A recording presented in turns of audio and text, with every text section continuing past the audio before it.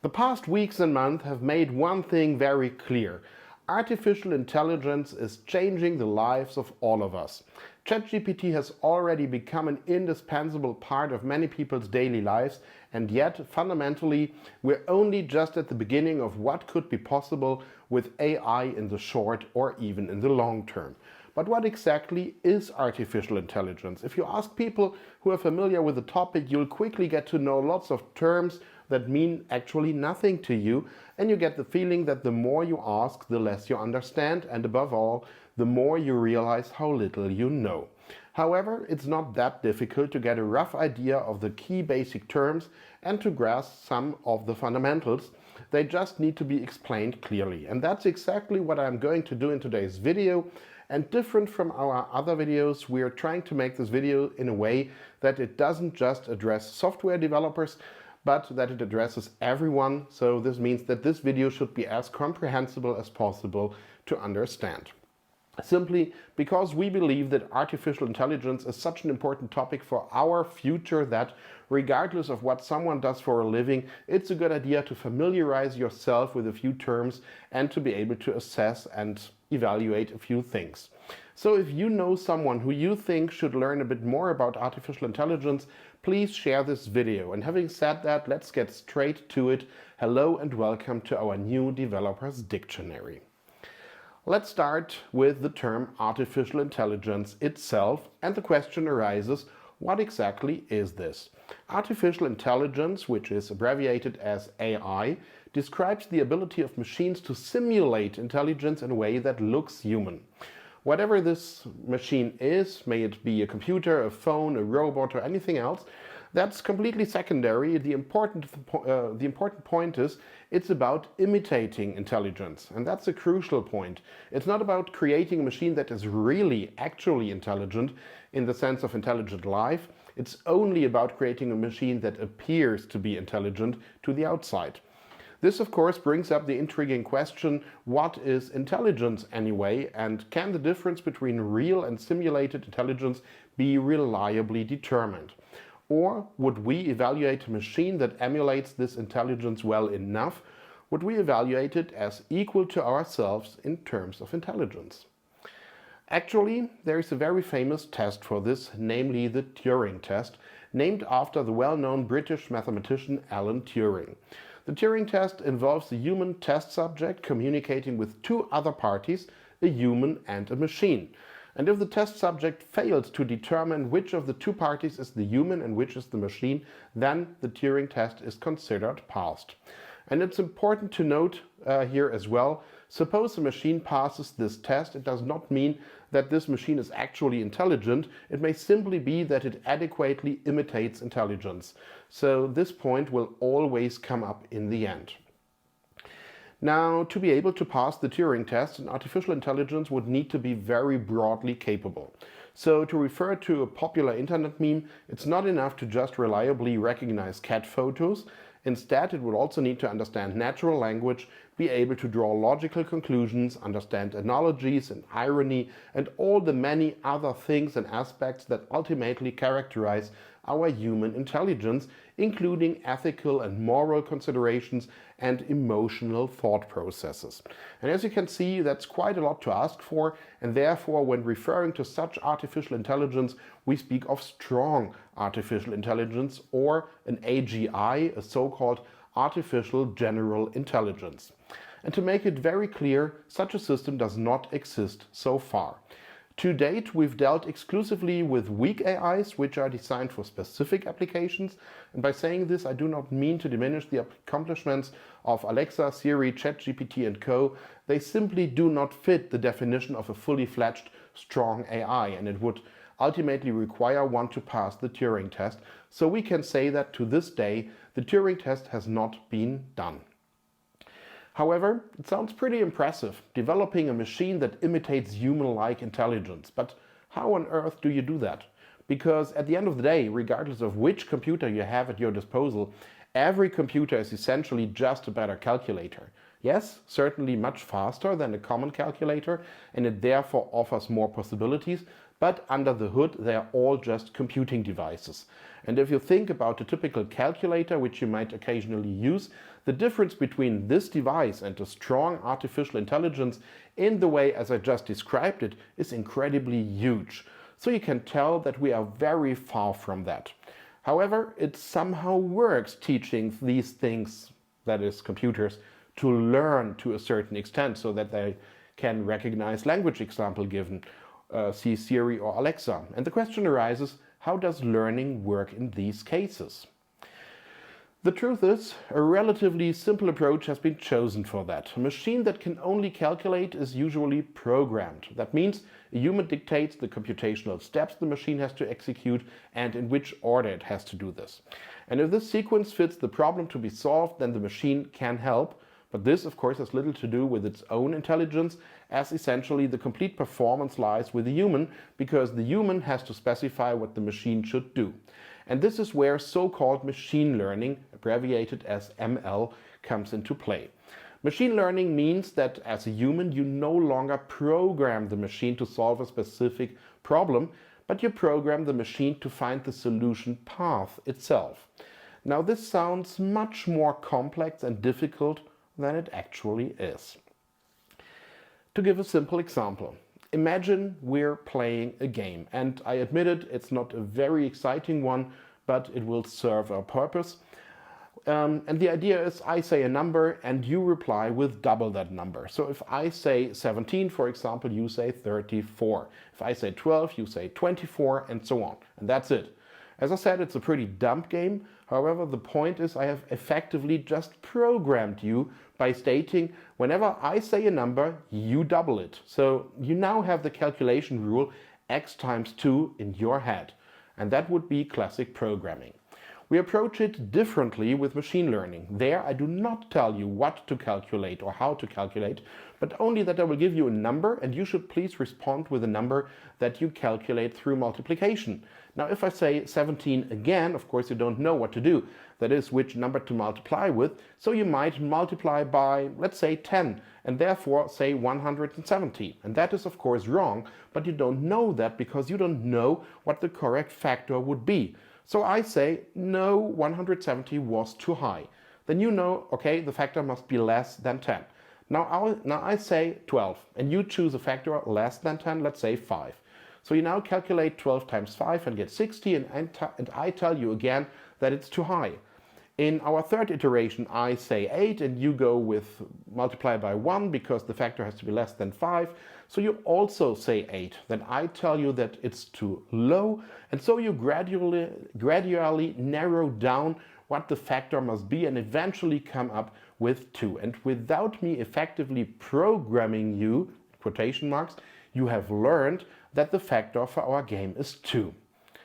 And if you now think that the whole example was pretty silly because it has little to do with intelligence but rather with more or less targeted guessing, then I totally agree with you. But, and this is the important insight, this is essentially how machine learning works. It's no more than that.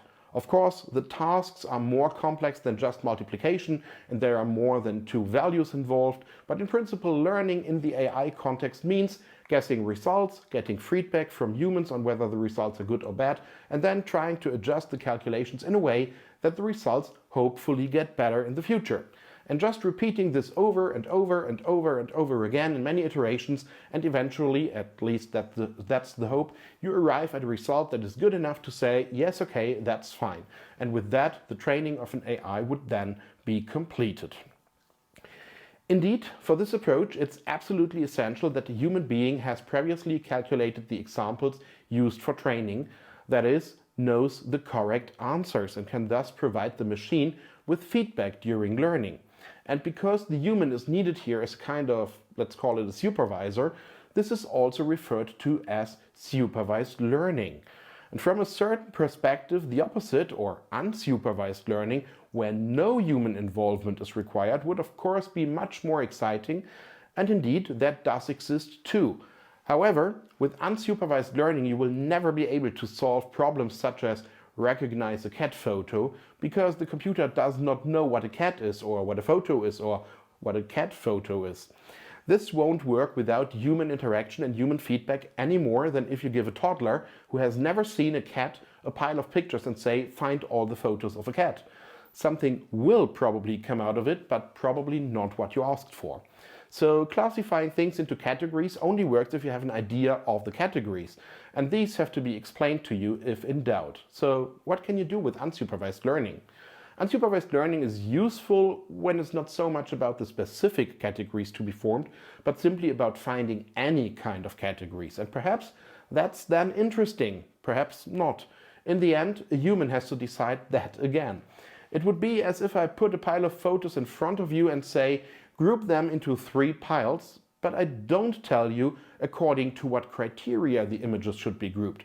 Perhaps the images are then grouped by you by color, or by brightness, or by the number of people in the picture, or whether a meadow is visible or not, or whatever. The result here is pretty much random, but sometimes there may be interesting results, but you don't know that in advance. So in many cases, supervised learning, that is learning with human feedback, is the much more interesting option. We now, incidentally, already have had 3 typical examples of tasks in AI. First, it was about predicting numerical values, which is called regression. Classifying into certain categories is classification, and finding any categories is clustering. Besides, there are of course numerous other tasks, and for each of these tasks there is a huge heap of approaches how they can be calculated, but one method that has received lots of attention in recent years is neural networks. And these have a certain magic for many, but in principle that's also nothing too fancy. A neural network is first and foremost nothing more than a bunch of, well, neurons. Neurons actually occur in the brain and serve signal processing, but in AI research it was thought that these could be quite well replicated artificially and that they could be useful. A neuron in AI terms is nothing more than, and this may now be very disillusioning, a mathematical function into which I can send several numbers as input and which returns me one number as a result as output. And that's it. These functions then of course have a few special features and properties, but essentially neurons are first and foremost functions that take several numbers and make a single number out of them. And a neural network is now nothing more than many such functions combined, connected in parallel, connected in series, arranged somehow. And usually this is done in layers so that functions are grouped and the results of all functions from one layer serve as input for the functions of the next layer. We'll skip over exactly how that is structured at this point. If you want to learn more about this, by the way, and this is now addressing the developers among you, if we should take a closer look at such neural networks in detail in the future, then feel free to write that in a comment below. And in principle, that's it. Neural network can be viewed from the outside as a single, very large and very complex function, and otherwise the same applies here as before. To learn, you put a bunch of numbers in, a result is more or less guessed, a human judges the result as good or bad, and this is then learned how the calculations must change internally to deliver better matching results in the future. And then you simply do this often enough in succession, and then hopefully you get quite good results. And you may have already noticed, I always say hopefully at this point, because unfortunately there is no guarantee that you will get good results. How good the results are depends massively on how many neurons you use. And unfortunately, more helps more does not necessarily apply here, but rather it is necessary to find the right number and the right arrangement of neurons for each task. And since there can theoretically be infinitely many, you can simply keep trying and searching and doing until you have a result that is at least good enough. And that's a difficult question, by the way. What does good enough even mean? Naively, you would now go and say, well, good enough is when the neural network delivers the correct answer for all the values that were presented to it for training. The problem then, however, is that you may have created a neural network that only recognizes these very specific training data and fails for all the other cases. In other words, you have a neural network that cannot generalize, but can only solve a very specific selection of tasks it has seen before. In this case, the neural network has adapted too well to the training data, and in technical jargon, this is called overfitting. It would be like learning complete sentences by heart instead of learning a language from scratch and just repeating these sentences in the appropriate situation. This will work as long as you can handle these pre-made sentences, but if you don't really know the language, then you will fail in a normal conversation sooner or later. And the opposite of this, by the way, would be underfitting. That is, when the neural network simply guesses around and basically does not even work well on the training data. And of course, both over and underfitting should be avoided. And therefore, it's very important that AIs are never validated and verified with the data they are trained with, but these should always be separate data. Indeed, there are a few special terms now related to neural networks that we should cover, but we can go through them quite quickly. First of all, there's deep learning. The deep in deep learning simply expresses that we are dealing with a neural network with many layers of neurons.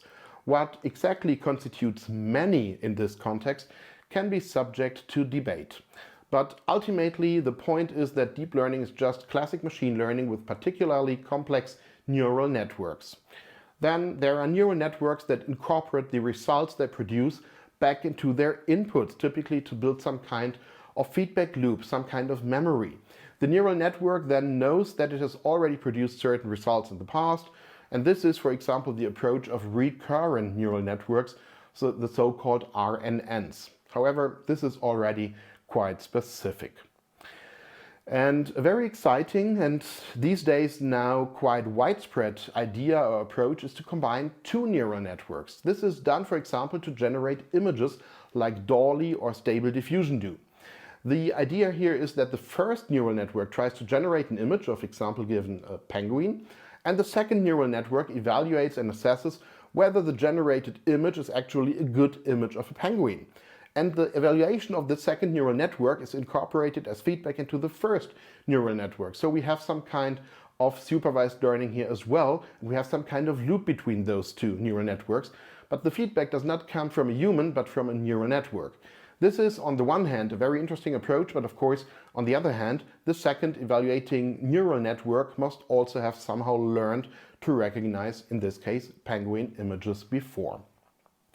And these are, by the way, so-called generative adversarial networks.